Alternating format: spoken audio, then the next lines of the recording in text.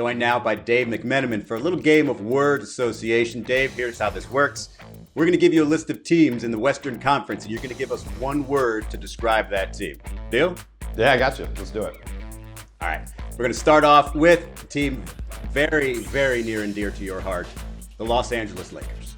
I'm going to go with tragic to describe the Lakers because this is becoming a Greek tragedy when we look at the last several years and how the final days of LeBron James's career are turning out.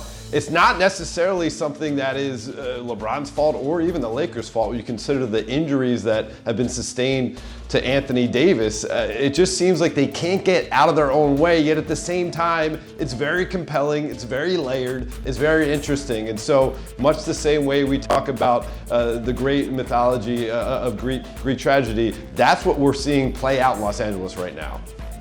But we're recording this a day after they beat the Miami Heat without LeBron James and Anthony Davis, Dave. That's not that tragic. We got a bunch of feisty young guys ready to compete, and tonight we competed our ass off. They're 4 games under 500 in a very, havable Western Conference.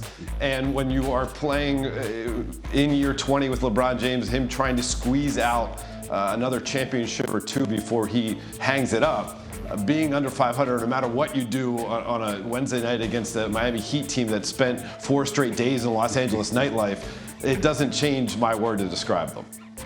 That was the secret. I didn't know that. All right, let's move on to another team at the top of the Western Conference, and it's quite possible I co-host a podcast with a star on this team, CJ McCollum, and that's the New Orleans Pelicans. What's your word for the New Orleans Pelicans? I'm going to go Hollywood for this one. Timothée Chalamet. Much like young Timothée Chalamet, who's already racking up Oscar nods, and certainly is someone that everyone looks as a talented actor that we'll be watching for years to come. That's what this New Orleans Pelicans group looks like to me. They have young talent, and they're not going anywhere. Zion Williamson, so long as he continues to show he can be a healthy player like he's been this year, you throw in Brandon Ingram, CJ McCollum, you mentioned the young wings that they have on this team, the defensive mindset, and Willie Green being the coach to bring them all together. Timothée Chalamet. We're going to be looking at this team racking up awards and attention, much the same way Timothée Chalamet will for years to come. I think we just hungry, man. All right, and the last one, we've got the defending champs, the Warriors. Slow start, even when Steph was in the lineup. He's got a shoulder injury now. He's supposed to be reevaluated this weekend. What's the word for the Golden State Warriors?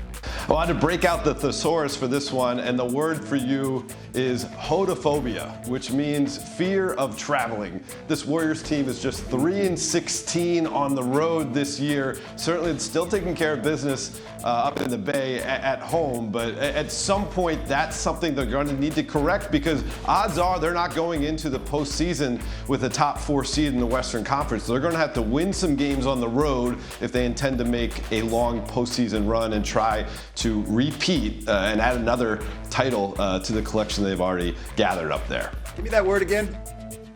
Hodophobia.